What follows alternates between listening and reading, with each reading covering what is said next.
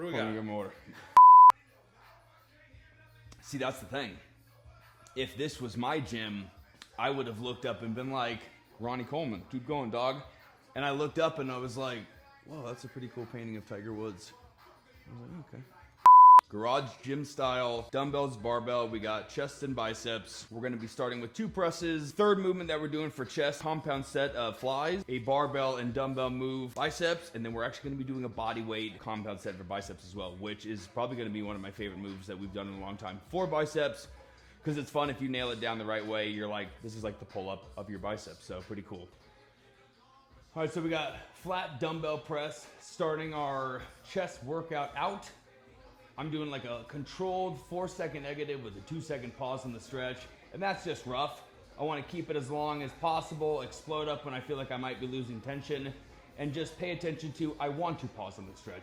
Don't just explode straight back up, and really make sure that my chest is doing everything, because this is one of those movements. When the going gets tough, everything else will tend to take over, so try to make your chest focus as much as possible on itself doing the work and nobody helping it out. People underestimate the power of flexing your muscle as the workout and stimulant for muscle actually growing and changing. So I've referenced this so many times on my page. If you've ever dealt with somebody growing up who likes to show off they're a little stronger or they're first putting on a little bit of muscle, you always see those kids and they're constantly like, oh, they'll show you their arm, right? They put it up, give you that flex, go ahead, feel it over and over and over. Before you know it, typically that overly flexed arm becomes the more dominant arm in their life. It has more separation, it's slightly bigger, it's stronger, it has more mind-muscle connection, it's easier to get into a hard contracted ball on that side compared to the other side. That's something you need to take into you with everything that you're doing. So when you're doing tempo work, do the tempo, but also really make sure that you're overly engaging it. We're not just throwing 100-pound dumbbells on top of us and letting the weight be the stimulant for us to bench press. We're controlling the negative, making sure that every fiber is working, a different type of training, right? And make sure that it's actually flexing throughout. So think about when you front double bicep your buddy, think about flexing your chest when you're doing your cable flies into a most muscular. When you're pressing, think about, I'm actually gonna max squeeze my chest to the top, I'm contracting it. I'm gonna be an 80-year-old dude on a porch one day telling some kid who's on a jump rope about this, and they're gonna be like, I don't like, no, who are you, old guy? Slow it down, kid. The negative.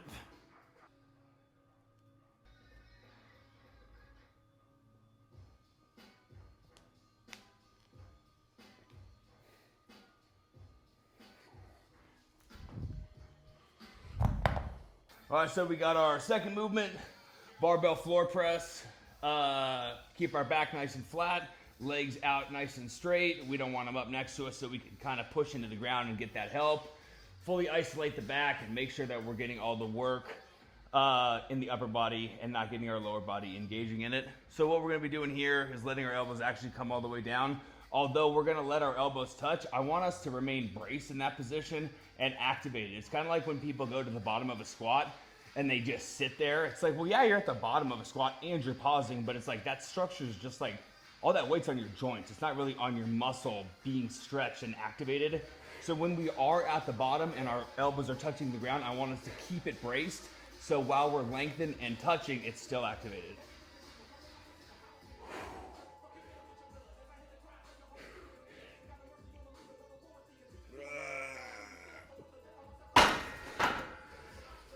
We got exercise number 3.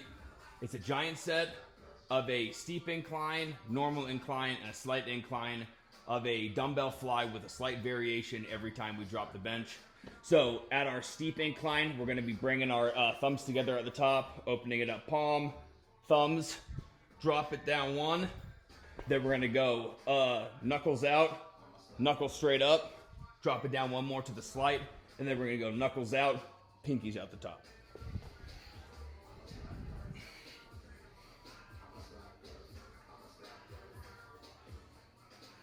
All right, so finishing movement for chest today before we get on to biceps. We can always do something like this after biceps. Sometimes it's kind of fun to like give yourself a little bit of a halftime is what we call it. Get into that secondary muscle you're hitting and then do the finisher when you've had a little time. then you're busting out a good amount of push-ups. When you do push-ups directly after your workout, you should not be like pumping these out. You should be pretty damn fatigued, where good clean push-ups, 5, 10, 15, you know, couple pulses, somewhere in there. But if you're like still got a lot in the tank, you need to like check what you did previous to this. But we're following up everything that we just did immediately with push-ups. So we're looking to, I'd say, shoot for like 5 to 10, somewhere in there. Always controlled, never spending too much time at the top, just constant movement.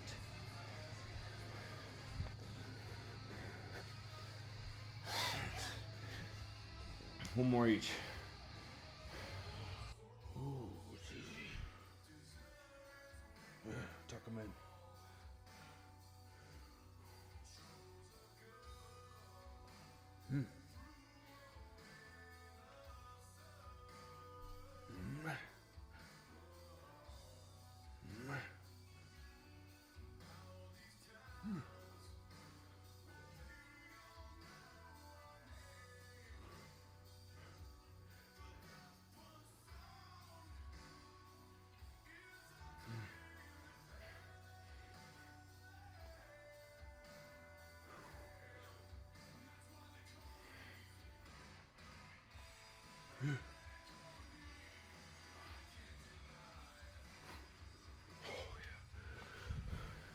Eat your heart out, Michael Hearn.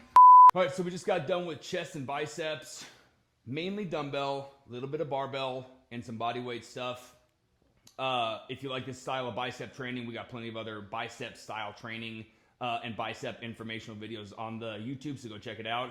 But one thing that's very fun about pairing up your biceps with chest, no matter how intense your chest session is, it's never gonna fatigue your biceps. You could have the craziest chest session ever that by the time you get to shoulders and triceps, you're like, I can't even really, like, even if I wasn't doing anything for it directly, the bracing and stability and activation of being in a chest press is making so much work, but it wouldn't be your biceps. So one thing that's kind of fun is throwing your biceps in with your chest, or triceps in with back. So by the time you're done with a very, very, intense workout that would normally fatigue you for what you're about to do, you can get ready because the muscle you're training, there's no fatigue in it. It's fresh and ready to go. So the workout that we're doing right now is part of the daily pump split that we're on as well. If you like this style of training, grab the link, go into the link below. Click the link below. Click the link below. Is there actually a link below?